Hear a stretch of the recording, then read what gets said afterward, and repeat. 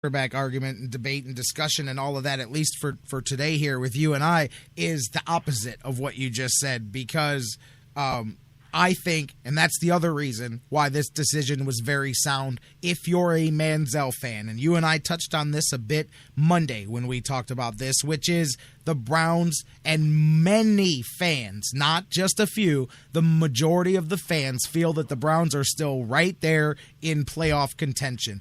How many of them, if Manziel was to go out this week and they lose, would turn to each other and say, Hoyer would have won the game? I'm just saying, because he's got a winning record. How does that not put Manziel in a bad light that he did not win? I'm just saying, put him in when the games don't matter, and people will bow at his feet no matter how many times he fumbles, no matter what he does. They'll be happy to see Johnny. But if they feel that he didn't win games that Hoyer would have won, you started him off and you ruined him before he even started. That's what we do here in Cleveland, is we ruin them before they even get started. Yeah, there's certainly some truth to that, and then everybody's got their own confirmation bias. They're gonna believe that it would have been, but that comes with being a sports fan.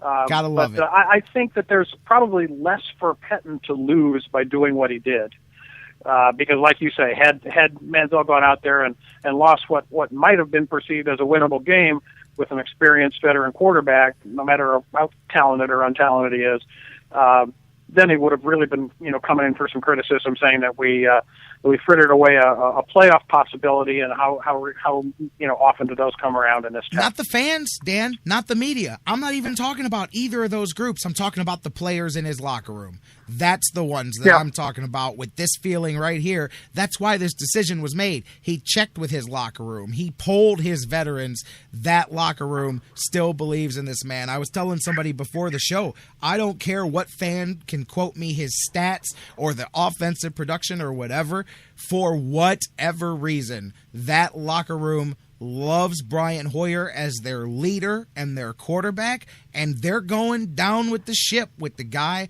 who helped get them there as part of the team. I'm just saying, that's as big a reason why Manziel's not starting this week as anywhere else, and Mike Pettine knew that his locker room was not going to accept guys that don't ever win. We're not going to be happy going, hey, yeah, we got this far against all odds. We're going to throw it away because we got to see what the kids got.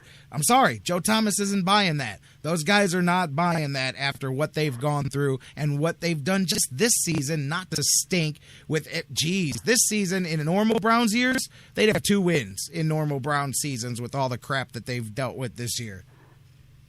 Yeah, that's fair to say. I don't think Brian Hoyer is going to be on this roster next year, because I don't think this can end well for him personally as a Cleveland Brown. But that still doesn't make Pettine's decision any less wise here. I mean, I'm not. I think they want to win this game Sunday, and they legitimately feel that Hoyer's their best shot, and so we're going to find out. Yeah, we're going to find out. Absolutely. This Sunday, you'll be there, and then we'll get a chance, you and I to talk about it first thing on Monday. Hey, are we talking about the playoff race, or are we truly coronating the next quarterback of the Cleveland Browns on Monday? I guess we'll look forward to that one. We'll have a lot to look forward to, man. Let's shift gears, stay on the football field. Of course, you and I, and by the way, as we crack into hour 3 here, welcome to the Sports Fix, or thanks for being with us, those of you that have been here since the beginning. J-Rock here, Dan Wismar on the hotline with us. We were just talking some Browns. We're going to talk a little Buckeyes, OH football here as they head into the Big Ten championship game. The polls came out yesterday, Dan, and the Buckeyes, as we thought, sit right on the outside looking in. They're 5th in a 4-team race here. The committee went out of their way to say, we, at this point, are not taking the JT Barrett factor in. We're not even looking at that. They've got a game to play. Their new quarterback has a game to play. And as of now, it does not matter to us. We'll see what happens after the Buckeyes play their game coming up this weekend. Yeah, you're right. They moved up to number 5. I kind of thought they would, but and I expected them to be behind TCU. The surprise to me, Jerry, is TCU jumping to number 3. Leapfrogging Florida State, and Florida State's at 4. Bill Green's a guy over at Scout.com. He's a friend of mine, and we've talked many times. I've done interviews with him, and he's he was putting out some information this morning, which I think is interesting. He feels that the committee is just dying for a reason to eliminate Florida State. They've looked weak, and they've steadily dropped from number 1 to number 2 to number 3, now number 4. The only reason they're in there at all is they're undefeated, defending national champs, all that. But it's his feeling, and I've got to sort of, agree with him that it looks like the committee, is saying, hey, Georgia Tech, you beat Florida State, they're done, they're gone. Because, frankly, Florida State being in this thing with Jameis Winston, they're both an embarrassment to the sport of college football right now with all the shenanigans that they've gone through to delay, Jameis Winston's reckoning with the law and with the University Code of Conduct. So I don't disagree one bit with that, but it looks like that's leaking through. And the big difference between what we're seeing today with the committee and what we would have seen every single past year going back in recent history with polling is the only remaining undefeated team in the country isn't ranked number 1. And the defending champs, no less, through 2 seasons worth of undefeated season, a Heisman Trophy winner playing quarterback for them, 11-0, and they're not ranked number 1 in the nation. They're not number 2. They're not number 3. That never would have happened before. And so that at least is unprecedented. And that looks like they're looking for a reason to bump them out. The bad news for Buckeye fans is that's going to happen for Ohio State to get into the top 4, because they're essentially saying to TCU, who has I think Iowa State this week. You're in, guys. You Horned Frogs. You've made it. You're number 3. There's nothing happening with you. And really, the same thing is true with Oregon and with Alabama. You win, you're in. And Bill Green, and again agreeing with Bill, saying that those 3 teams should be 1A, 1B, and 1C, because the message to them is win and you're in. And that includes TCU, and that's unfortunate for Buckeye fans, because that means that Florida State will have to lose in order to be bumped out, in order for the Buckeyes to squeeze in there at number 4. And you know what? Before you and I get into the Buckeyes anymore with that, Vashon just brought it up in the chat room, but I mean, that is the one, and I get it that they're doing things in their way as far as evaluating these playoff rankings. But I mean, that to me, and I think we might have mentioned this a few weeks ago when the first poll came out, that sticks in my craw just a little bit. I know head-to-head isn't everything, but it means something at the same time. Like, you can have that theoretical, well, what would happen if Ohio State played Oregon or whatever, but it's not theoretical when 2 teams played each other and one team wins and one team loses. Now, that was a good game and all of that, but that one is the one that people can point to. Even if you agree with what the committee did, where they go, well, how in the world do you have these teams flip-flopped when the opposite result happened when they actually played each other out there on the field? So that one's the one that just kind of sticks back at me there with that one, but they've explained it in their way. What are your thoughts on that, though? Because, again, I mean, they just played each other, and it was less, what was it, a month, 6 weeks ago or something like that? You're talking about Baylor and TCU. Yes, exactly, yes. Yeah, and again, I guess it's just a matter of body of work. That one of the things that they look at is head-to-head, but it's not the only thing they look at. Obviously, and they just apparently feel. And TCU, you got to admit, and Baylor has had their moments when they haven't looked that great, and they've struggled a few times.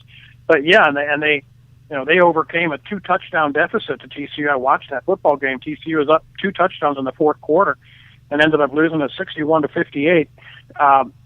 A ridiculous football game. But I don't know if the committee just considers that something of an outlier or whatever. They both got 1 loss, but you're right. It doesn't make a lot of sense to have TCU ranked over a team that beat them head to head when both teams are 1-loss teams. Well, they explained it. Did you? They're TCU's only loss, so it's a little nutty. Did you hear their explanation? Because they did try to explain it, and they basically said that it would be a factor head-to-head, but it's not their first, I guess, tiebreaker, you would say, or first determining factor there, because before they got to the head-to-head, they were looking at the games against teams over 500 or with winning records, and they've got TCU with 5 wins over winning records or 500 teams. Baylor has 3 of those, counting Texas. So that's the reason that they're using to justify putting TCU above, because they played 3 harder teams in that ranking there. And if those were equal, then they say the head-to-head matchup would be their deciding factor. So I guess it's just, where do you personally place head-to-head matchup? Because to me, that would be my first tiebreaker before anything else, unless it was a huge delineation. Like if you had one team that played the 4th hardest schedule in the nation and another that played the 94th, then you look at that as well. Maybe the difference between a team that's 6-6 or 7-5, or you know what I mean. So I don't know, but head to head, it really is a situation where it looks like Baylor gets penalized for being highly ranked. In other words, if you look at each team has 1 loss, well, TCU's 1 loss was to a higher ranked team than Baylor's 1 loss, even though TCU's loss was to Baylor. Right. So TCU's 1 loss is to the number 6 ranked team in the country. That's a better loss than Baylor's loss. So it doesn't make a lot of sense, but that may be how they're looking at it. And like you say, they're doing their best to rationalize it. And, well, regardless, as we both said, the Buckeyes outside looking in, they're going to need several things to happen. We can talk about a few of those other ones, but they have to win first and foremost on top, no matter who else does what. The Buckeyes, Wisconsin, Big Ten championship game coming up. Last I saw, Buckeyes were installed as a 3-point underdog here in this one. A lot of people are clearly taking the quarterback situation into account, as they should. That is the unknown factor here until they get out there and play the game. I know you sent me some preview stuff about Cardale Jones and looking at him. We know a bit here. I do hear from being up here in Cleveland in his high school time, but he's the man, good or bad, man. He's going to go out here and lead this offense. Talk to me a bit. What are you looking to see in this Big Ten title game from the Buckeyes?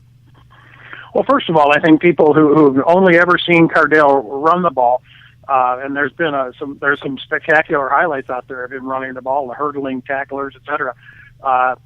Don't know that Cardale Jones can throw the football, and I don't think they're going to make a whole lot of adjustments. I've been reading some insider accounts of people who've been watching practice, and they say Cardale has been throwing the ball very well. He's adjusting. He's got his feet up under him. He's making good throws, and there's no throw in the playbook that he can't make. He's very good with his touch on the long ball. He's got a big arm. I do believe that Wisconsin is going to kind of force him to show them that he can throw and prove to them that he can complete passes. And other than that, they're going to stack it up there and try to stop him from running the football. I think we are going to see some more snaps for Jalen Marshall at quarterback in a Wildcat look. But I don't think there's going to be a big deviation from the game plan. I think it's going to be a lot of Ezekiel Elliott, a lot of Jalen Marshall, and I think Cardale Jones is going to throw the football. And I'm not worried about that. I was frankly shocked to see Wisconsin as a 3.5 point favorite. That really is surprising to me. I think here's a team that has not lost a regular season Big Ten game in 3 seasons. The first team to ever do that in history. Urban Meyer has gone 8-0 in the Big Ten three consecutive years. Never been done before. Not good enough to win him the Big Ten Coach of the Year, by the way, an award that Ohio State coach hasn't won since 1979, which is crazy in its own right. But going 11-1 and going into the Big Ten title game and undefeated in the conference, down to your third string quarterback. No, that's not a good coaching job by Urban Meyer. He's just got outstanding talent, and let's give it to this Minnesota guy who lost four football games. Anyway, I'm not bitter about it by any means. Don't get me wrong. No, not at all.